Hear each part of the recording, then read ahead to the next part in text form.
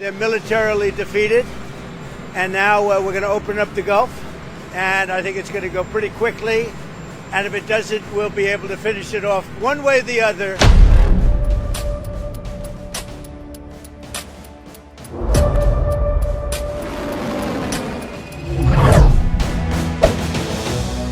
Bukan di New York, bukan di Beijing, dan bukan di London.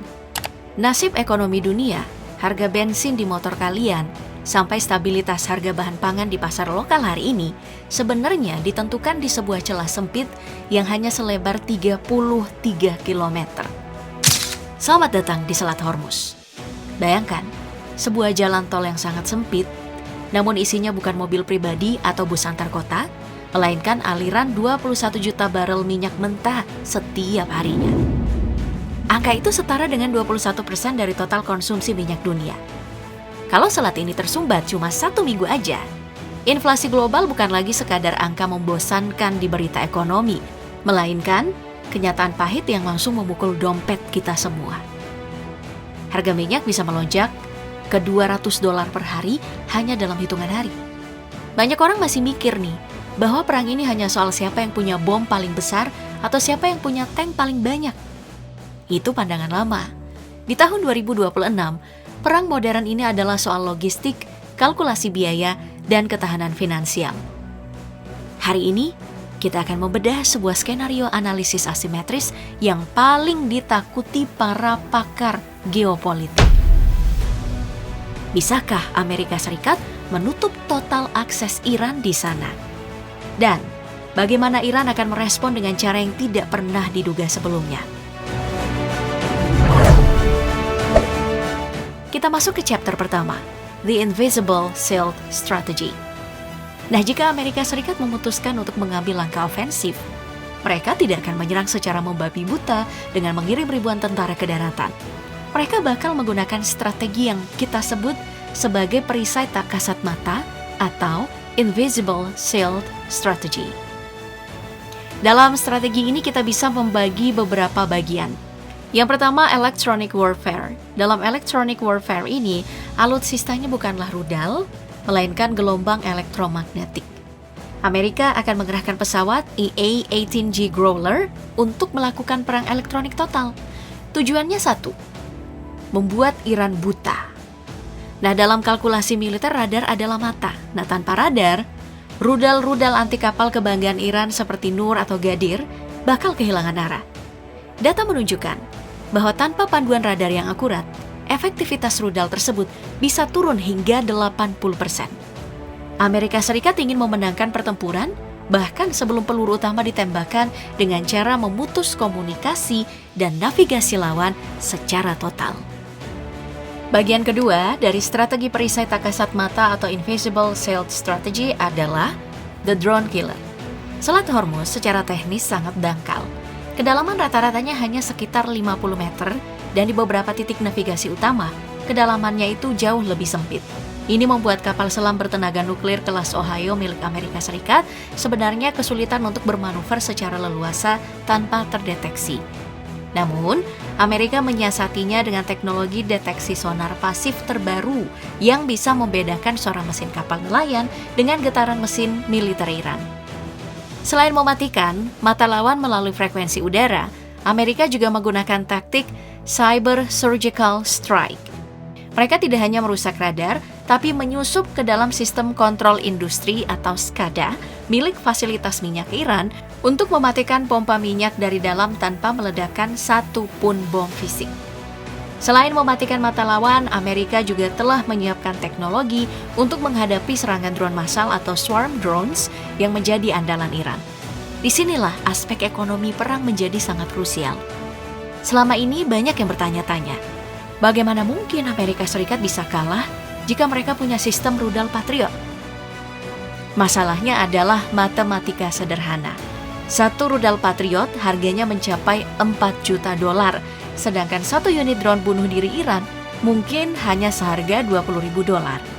Jika Iran mengirimkan 100 drone sekaligus, Amerika Serikat akan bangkrut hanya untuk mempertahankan satu kapal tanker. Oleh karena itu, di tahun 2026 ini, Amerika Serikat mulai mengandalkan Laser Weapon System atau LOWS. Sekali tembak, biaya operasional laser ini hanya sekitar $1. Ini adalah lompatan efisiensi yang luar biasa. Amerika Serikat menang secara ekonomi di sini untuk memastikan kapal tanker tetap bergerak tanpa harus menguras anggaran negara secara gila-gilaan. Teknologi laser ini membutuhkan energinya yang masif. Kapal perusak Amerika Serikat harus mengalihkan hampir seluruh daya dari mesin penggerak ke kapasitor senjata agar laser bisa menembak terus-menerus. Jadi, saat laser bekerja, kapal tersebut hampir tidak bisa bergerak cepat. Ini adalah pertaruhan antara kekuatan tembak dan mobilitas. Di sisi lain, Amerika juga mulai menggunakan High Power Microwave atau HPM yang bisa memasak komponen elektronik drone dalam radius 1 km secara instan, membuat ribuan drone jatuh ke laut seperti lalat yang disemprot pestisida. Bagian ketiga dari strategi perisai tak kasat mata atau Invisible Shield Strategy adalah Unmanned Underwater Vehicles atau UUV. Ancaman di Selat Hormuz bukan hanya di udara, melainkan juga di bawah air dalam bentuk ribuan ranjau laut. Untuk mengatasi ini, Amerika tidak lagi mengirim penyelam manusia yang beresiko tinggi. Mereka menggunakan Unmanned Underwater Vehicles atau robot bawah laut otomatis seperti jenis Knifefish. Robot-robot ini bekerja dalam sunyi untuk menyapu bersih jalur navigasi sehingga risiko kehilangan nyawa personil militer bisa ditekan hingga ke titik nol. Selain kekuatan fisik, Amerika juga memiliki senjata pamungkas berupa blokade finansial digital. Melalui pengaruhnya di pasar asuransi global seperti Lloyd's of London, Amerika bisa secara efektif menghentikan pelayaran kapal-kapal yang berafiliasi dengan Iran. Jika sebuah kapal tidak memiliki asuransi, tidak akan ada pelabuhan di dunia yang berani menerima mereka. Ini adalah bentuk blokade tanpa senjata yang dampaknya jauh lebih mematikan bagi ekonomi sebuah negara. Lanjut, bagian keempat dari strategi perisai tak kasat mata adalah blokade finansial. Tahukah Anda bahwa hampir 80% perdagangan minyak dunia masih menggunakan mata uang dolar? Dengan kontrol penuh atas sistem SWIFT, Amerika tidak perlu menembakkan peluru untuk membuat ekonomi sebuah negara lumpuh. Mereka cukup menghapus nama bank sentral negara lawan dari layar komputer global. Di tahun 2026, kedaulatan sebuah negara tidak lagi hanya diukur dari garis perbatasan, tapi dari akses mereka ke server finansial yang berpusat di New York dan Brussels. Tetapi jangan pernah meremehkan Iran. Mereka sadar betul bahwa mereka tidak akan bisa menang jika beradu teknologi secara langsung dengan Amerika Serikat. Maka dari itu, Iran menggunakan strategi yang disebut Anti-Access atau Area Denial, A2AD. Inilah yang akan kita bahas di chapter kedua, The Dragon State sebagai strategi tandingan Iran. Strategi pertama mereka adalah Mosaic Defense, yaitu sebuah sistem komando yang sangat terdesentralisasi. Iran memahami bahwa jika pusat komando di Teheran dihancurkan, mereka harus tetap bisa menyerang. Setiap unit kecil di sepanjang pesisir memiliki otoritas penuh untuk mengambil keputusan sendiri. Kalian gak bisa membunuh satu raksasa jika raksasa itu sebenarnya terdiri dari ribuan semut yang bergerak secara independen. Biarpun markas besarnya rata sama tanah, unit-unit di lapangan akan terus meluncurkan serangan gerilya laut yang sangat sulit diprediksi. Penggunaan bunker bawah tanah di sepanjang pesisir Teluk Persia yang disebut Persian Gulf Missile Cities ini bukan sekadar gudang, tapi terowongan raksasa yang menembus gunung-gunung batu di pinggir pantai. Rudal-rudal ini disembunyikan di sana dan dihancurkan melalui lubang-lubang rahasia yang tidak terlihat dari satelit biasa. Saat radar Amerika mengira area tersebut kosong, tiba-tiba puluhan rudal keluar dari balik gunung dalam hitungan detik. Strategi kedua adalah penggunaan senjata paling ikonik dari strategi asimetris Iran, yaitu Mosquito Fleet atau armada nyamuk. Ini adalah ribuan kapal cepat yang ukurannya sangat kecil dibandingkan kapal induk Amerika Serikat yang harganya miliaran dolar. Bayangkan, ratusan kapal cepat ini mengerubungi satu kapal induk dari segala arah sambil membawa ranjau dan rudal jarak pendek. Dikerumunin nyamuk. Dalam dunia militer ada istilah yang dinamakan saturation point atau titik jenuh. Sehebat apapun sistem pertahanan kapal Amerika Serikat, sistem tersebut memiliki batas maksimal dalam melacak target secara bersamaan. Jika ada 100 ancaman datang dalam 1 detik, sistem komputer pertahanan akan mengalami kelebihan beban. Iran tidak butuh teknologi canggih untuk menang. Mereka hanya butuh kuantitas yang melampaui batas pertahanan lawan. Satu keberuntungan saja bagi Iran untuk menenggelamkan simbol kekuatan Amerika akan menjadi kekalahan moral yang luar biasa bagi Washington. Iran sering menggunakan kapal nelayan sipil sebagai kedok untuk menanam ranjau. Mereka memodifikasi kapal kayu tradisional dengan peluncur ranjau tersembunyi. Nah, di mata intelijen itu hanya kapal nelayan biasa yang sedang cari ikan. Padahal, di belakangnya mereka menjatuhkan ranjau magnetik yang sangat sensitif. Selain itu, Iran juga mengembangkan torpedo superkavitasi bernama Hut yang kabarnya bisa melesat di bawah air dengan kecepatan 4 kali lipat torpedo biasa. Torpedo ini menciptakan gelembung udara di sekelilingnya untuk mengurangi gesekan air, membuat hampir mustahil untuk dihindari oleh kapal perang seberat apapun itu. Strategi ketiga adalah kemampuan untuk membuka banyak front pertempuran sekaligus melalui proksi-proksi mereka di Timur Tengah. Mari kita menyebutnya sebagai proxy chaos. Jika Amerika menekan di Selat Hormuz, Iran bisa dengan mudah memerintahkan kelompok Houthi di Yaman untuk menutup Selat Bab el-Mandeb di Laut Merah. Ini berarti jalur perdagangan melalui terusan Suez juga akan lumpuh secara otomatis. Belum lagi Hezbollah di Lebanon dan berbagai milisi di Irak yang bisa menyerang pangkalan-pangkalan Amerika secara serentak. Ini adalah langkah catur yang jenius untuk memecah konsentrasi Amerika. Washington mungkin ingin memblokade satu selat, tapi mereka justru akan mendapati diri mereka ini kehilangan kendali di 10 titik lainnya di seluruh kawasan.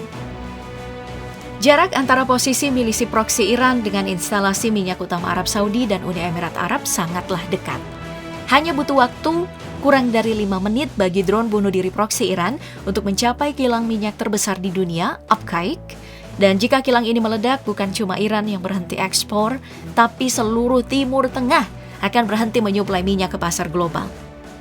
Belum lagi teknik GPS spoofing yang sering digunakan Iran untuk mengacaukan navigasi kapal-kapal sipil.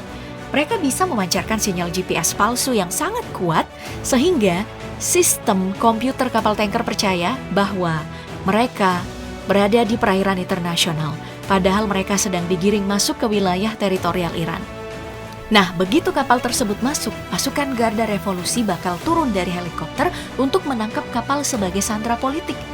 Ini bukan lagi soal perang terbuka, tapi soal perang saraf yang sangat melelahkan secara diplomatik. Kita aja yang lihat udah lelah. Sekarang kita sampai pada pertanyaan yang paling penting nih. Siapa yang sebenarnya akan menang dalam skenario ini? Siapa yang menang di atas kertas dan realita? Pertama, kita cek secara realita. Secara kekuatan militer konvensional di atas kertas, Amerika Serikat ini menang mutlak. Mereka punya satelit, laser, dan ada teknologi siluman yang tidak dimiliki sama Iran. Namun di dunia nyata, tahun 2026, kemenangan itu tidak lagi diukur dari siapa yang benderanya berkibar di atas reruntuhan. Sejarah sudah mencatat bahwa pada tahun 1988, dalam operasi Praying Mantis, Amerika mampu menghancurkan Angkatan Laut Iran hanya dalam waktu 1 hari. Tetapi saat itu, ekonomi dunia belum sedalam sekarang ketergantungannya pada rantai pasok global. Hari ini, kerusakan yang diakibatkan oleh konflik di Hormuz tidak akan terjadi di laut, melainkan di dompet-dompet setiap warga dunia. Namun, kita juga perlu mengeceknya dari data yang ada. Pada tahun 1988, Amerika Serikat secara tidak sengaja menembak jatuh pesawat sipil Iran Air Flight 655 karena kesalahan identifikasi radar di tengah kekacauan perang. Kejadian tersebut menewaskan 290 orang sipil. Di tahun 2026, dengan keberadaan media sosial dan berita instan, satu kesalahan kecil saja seperti itu bisa memicu boikot global terhadap produk Amerika di seluruh dunia muslim dan negara-negara berkembang lainnya. Perang bukan lagi hanya soal peluru, tapi soal persepsi dan narasi publik di internet. Analisis mendalam menunjukkan bahwa kemenangan sesungguhnya dalam konflik modern adalah siapa yang paling tahan mengalami kerugian finansial. Amerika mungkin bisa menghancurkan militer Iran, tapi mereka akan membakar triliunan dolar dalam prosesnya, menyebabkan krisis ekonomi global yang bisa menjatuhkan pemerintahan manapun di dunia. Di sisi lain, Iran sudah terbiasa hidup di bawah sanksi dan tekanan ekonomi selama puluhan tahun. Mereka memiliki ambang batas toleransi rasa sakit yang jauh lebih tinggi dibandingkan masyarakat barat yang sangat sensitif dengan kenaikan harga komoditas. Inilah keunggulan asimetris yang paling nyata. Iran gak perlu menghancurkan Amerika Serikat. Mereka hanya perlu membuat biaya untuk menang menjadi begitu mahal, sehingga kemenangan itu sendiri menjadi tidak berarti lagi bagi Amerika. Tahukah Anda bahwa Iran memiliki cadangan gas alam terbesar kedua di dunia ini setelah Rusia? Nah, jika mereka berhasil menarik Rusia ke dalam aliansi energi selama konflik, maka seluruh Eropa dan Asia akan mengalami krisis energi total. Cina, sebagai importir minyak terbesar dari Teluk Persia, juga tidak akan tinggal diam. Kemenangan Amerika di Selat Hormuz bisa berarti kehancuran hubungan diplomatik dengan Beijing. Apakah Amerika siap berperang dengan Iran sekaligus menghadapi sanksi ekonomi dari Cina? Kalkulasi ini yang membuat Pentagon sangat berhati-hati. Nah, kesimpulan yang bisa kita ambil dari dinamika ini adalah bahwa Selat Hormuz bukanlah sekadar masalah wilayah perbatasan, melainkan jantung dari sistem kapitalisme global. Ketegangan di sana sudah membuktikan bahwa teknologi paling canggih sekalipun bisa diredam oleh strategi yang sederhana namun brutal. Amerika Serikat memiliki pedang yang sangat tajam, namun Iran memiliki ribuan duri yang tersebar di lantai. Pedang tersebut mungkin bisa memotong, tapi setiap langkah yang diambil Amerika akan memberikan rasa sakit yang luar biasa bagi ekonomi dunia. Di masa depan, keamanan bukan lagi soal berapa banyak sih senjata yang kita miliki, tapi seberapa kuat kita menjaga stabilitas ekonomi agar tidak runtuh oleh satu gesekan kecil di sela sempit berukuran 33 km tersebut. Nama Hormuz kemungkinan berasal dari nama dewa Persia kuno Ahura Mazda, yang berarti cahaya dan kebijaksanaan. Ironisnya, di tempat yang dinamai dengan kebijaksanaan ini, dunia justru seringkali menunjukkan kegilaan paling ekstrim dalam hal perebutan kekuasaan. Kemenangan dalam perang modern adalah tentang siapa yang paling pintar menghitung resiko. Karena di akhir hari yang paling rugi adalah kita semua yang terjepit di antara ambisi kekuatan besar di dunia. Jadi, apakah Amerika benar-benar bisa menutup Selat Hormuz tanpa menghancurkan dirinya sendiri? Jawabannya mungkin bukan terletak pada kemampuan militer mereka, melainkan pada seberapa siap dunia menghadapi kiamat ekonomi yang akan mengikutinya. Tetap kritis dalam melihat data, karena dalam geopolitik, kenyataan itu seringkali jauh lebih rumit daripada apa yang terlihat di permukaan. Dunia sedang berubah. Dan di tahun 2026 ini, kita belajar bahwa kekuatan senjata bukan lagi soal siapa yang paling banyak menembak, tapi siapa yang paling pintar menjaga agar sistem tetap berjalan.